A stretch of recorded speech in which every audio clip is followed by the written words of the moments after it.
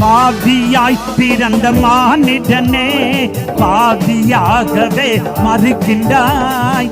பாவியாய் பிறந்த மானிடனே பாவியாகவே மறுக்கின்றாய்.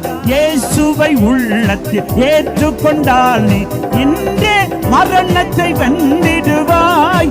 பாவியாய் பிறந்த மானிடனே பாவியாகவே மறுக்கின்றாய்.